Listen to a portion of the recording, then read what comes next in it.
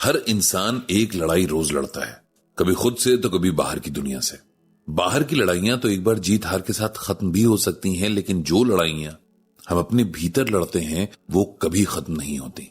शायद इसीलिए ऐसे बहुत कम लोग हैं जिनके चेहरे पर सुकून दिखता है, शांति दिखती। महाभारत के युद्ध से पहले शायद अर्जुन भी ऐसे ही थे, एक युद्ध अपने मन में लड़ रहे थे जिसे अगर रोका न जाता तो शायद बाहर लड़े जा रहे महाभारत के युद्ध का अंजाम कुछ और होता। पंडित जी ने आज की ब्लॉग पोस्ट के लिए यही टॉपिक चुना है कि कैसे मन की शांति सबसे ज्यादा जरूरी है। आज बहुत दिनों बाद पंडित जी के एक फ्रेंड उनसे मिलने आए थे। सुबह सुबह जब पंडित जी मॉर्निंग वॉक से लौटे तो देखा कि सोमेश ऑलरेडी उनके घर पहुंचे हुए हैं और चाय पी रहे हैं। एक पल के लिए तो पंडित जी को यकीन ही नहीं आया, लेकिन फिर उन्हें ख्याल आया कि सोमेश की तो आदत यही है, हमेशा सरप्राइज देने की। दोनों दोस्त ऐसे गले मिले जैसे जाने कब से बिछड़े हों। अच्छे से मिलने के बाद पंडित जी ने सोमेश जी से उनका और परिवार का हालचाल पूछा। सोमेश जी के चेहरे पर एक उदासी सी फैल गई। पंडित जी ये तो जानते थे कि सोमेश जी की वाइफ चित्रा जी की हेल्थ ठीक नहीं रहती है, लेकिन फोन पर रेगुलर टच में रहने वाले उनके दोस्त ने कभी बहुत ज्यादा डिटेल में इस बारे में बताया नहीं था। आज शायद वो इतने परेशान थे कि एकदम खुलकर सब कुछ बताने ही आए थे। इंसान तभी तक किसी का पर्दा रख सकता है जब तक उसके हाथों में उस पर्दे को थामने की ताकत बची हो। बाहर से खुशकिस्मत और जिंदा दिल दिखने वाला इंसान अंदर से कितना खोखला हो सकता है, इसका अंदाजा पंडित जी को उसी दिन लगा। हैरानी इस बात की भी थी कि इतने सालों की दोस्ती में वो कभी भाप तक नहीं पाए थे कि सोमेश जी अपने दिल में कितने तूफान समेटे बैठे हैं। सोमेश जी, जिन्हें पंडित जी प्यार से सोमू कहा करते थे, जिनके साथ उनका बचपन बीता था। हालांकि पंडित जी सोमेश जी से कुछ 2 या 3 साल बड़े थे, लेकिन उन दोनों की दोस्ती इतनी गहरी थी कि ये सालों का फर्क कभी महसूस ही नहीं हुआ। उनका बचपन एक दूसरे के साथ खेलते बीता। स्कूल में अलग अलग क्लासेस में होने के बावजूद दोनों एक दूसरे के साथ होने का कोई मौका नहीं छोड़ते थे। स्कूल छूटा और फिर दोनों के रास्ते अलग हो गए। मिलना कम हो रहा था, लेकिन दोस्ती बनी रही। जॉब लगने की पार्टी से लेकर शादी और फिर बच्चे होने की खुशी तक दोनों हर खुशी में साथ थे और हर दुख में भी। सोमेश जी ने शहर से थोड़ा बाहर बन रहे फ्लैट्स में अपना घर खरीद लिया था, इसीलिए अब मिलना जुलना बस त्योहारों या खास मौकों पर ही हो पाता था। लेकिन फोन पर 10-15 दिन में एक बार बात जरूर हो जाया करती थी। जब भी पंडित जी और सरला जी सोमेश जी और चित्रा जी को घर बुलाते तो सोमेश जी टाल दिया करते। इस पर चित्रा जी ताना मारती कि इन्हें तो अपने दोस्त से बस अकेले में मिलना होता है। कभी कभार सोमेश जी ने बताया भी था कि चित्रा जी की हेल्थ ठीक नहीं रहती, इसीलिए ज्यादा आना नहीं हो पाता। हालांकि उन्होंने कभी नहीं बताया कि उनकी क्या तबीयत खराब होती है। आज लेकिन सोमेश जी जैसे सब कुछ बताने के इरादे से ही आए थे।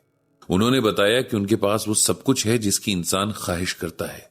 एक अच्छी नौकरी के बाद अच्छी पेंशन है, दोनों बेटे वेल सेटल्ड हैं, एक बेटी है जिसकी बहुत अच्छी फैमिली में शादी हो चुकी है और वो अपने घर में बहुत खुश है। लेकिन उनकी पत्नी चित्रा के कारण उनकी लाइफ में न पहले कभी सुकून था न अब है। ये बात सुनकर पंडित जी और सरला जी दोनों एकदम से चौंक गए। क्या मतलब? पंडित जी ने पूछा। तब सोमेश जी ने बताना शुरू किया। उन्होंने बताया कि चित्रा जी का नेचर शुरू से बहुत शक्की और झगड़ालू किस्म का था। जरा जरा सी बात पर सबसे लड़ने बैठ जाती थी। परिवार में उनकी कभी किसी से नहीं बनी। वो चाहती थी कि सब उनकी ही बातें सुने, उनके ही कंट्रोल में रहें। सोमेश जी के माँ बाप से भी उनकी नहीं बनती थी। कॉलोनी में सोमेश के पिता की सब बहुत रिस्पेक्ट करते थे, इसीलिए सोमेश जी ने वहां से दूर चले जाने की सोची ताकि उनके परिवार की इज्जत बची रहे।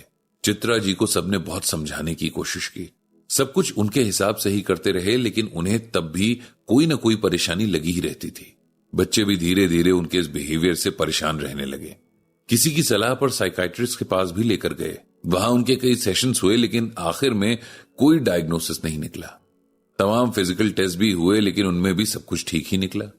उनके इस नेचर की वजह से सोमेश जी ने बच्चों को हॉस्टल पढ़ने भेज दिया था। 3 बच्चों के होते हुए भी घर हमेशा सूना ही रहा और सोमेश जी चित्रा जी के गुस्से का शिकार बनते रहे। अभी भी उनके नेचर में कोई परिवर्तन नहीं आया है, बल्कि बढ़ती हुई उम्र की वजह से कमजोरी आ रही है तो चिड़चिड़ापन बढ़ता जा रहा है। हम 2 लोग ही हैं घर पे, लेकिन जिंदगी में सुकून नाम की कोई चीज नहीं रह गई है। कभी कभी तो घर छोड़कर भाग जाने का मन करता है। जब तक नौकरी थी दिन ऑफिस में कट जाता था, लेकिन अब तो पूरा दिन ही घर पर रहना पड़ता है। इसीलिए एक एक दिन मुश्किल होता जा रहा है। बच्चे भी घर आना पसंद नहीं करते।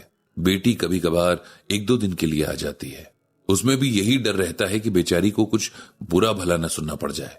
पंडित जी और सरला जी को सोमेश जी की परेशानी से दुख हुआ।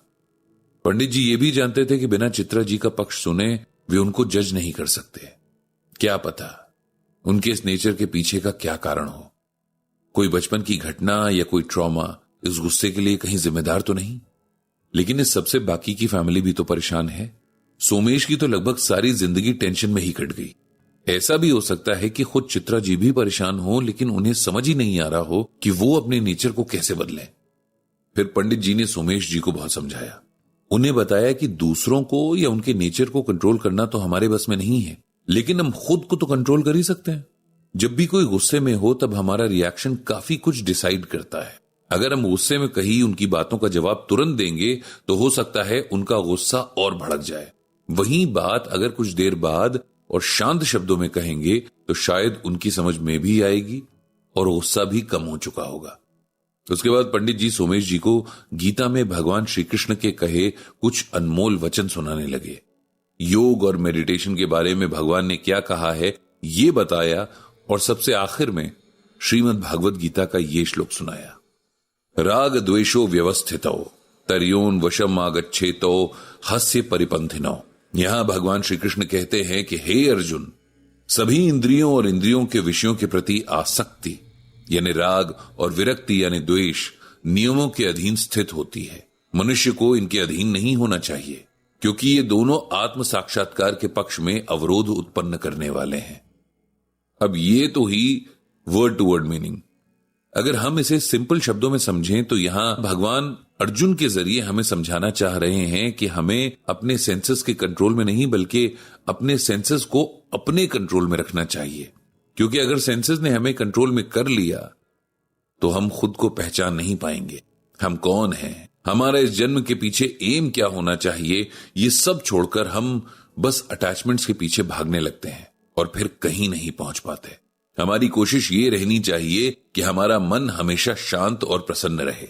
जल्दी से परेशान होने का स्वभाव नहीं होना चाहिए। जब कोई मन से खुश होता है तब उसकी कई परेशानियां अपने आप कम हो जाती हैं और दिमाग भी स्टेबल रहता है। मन का खुश होना कभी भी बाहर की सिचुएशंस पर डिपेंड नहीं करता है। ये सब हमारे मन की ताकत पर डिपेंड करता है और मन को ताकत मिलती है मेडिटेशन से। मन के खुश होने पर सब दुखों का नाश हो जाता है। खुश इंसान की बुद्धि भी एक जगह रहती है जिससे वो परेशानियों में डिस्टर्ब नहीं होता। ऐसा मन बात बात में टेंशन को अपने ऊपर हावी होने की परमिशन नहीं देता है। पंडित जी की बातों से सोमेश जी को काफी राहत मिली। उन्हें समझ आ गया था कि जीवन में किसी और को बदलना बहुत मुश्किल है, लेकिन खुद को तो हम बदल ही सकते हैं। अपने मन की शक्ति को तो बढ़ा ही सकते हैं। उन्होंने पंडित जी से खूब सारी बातें करके अपना मन हल्का किया।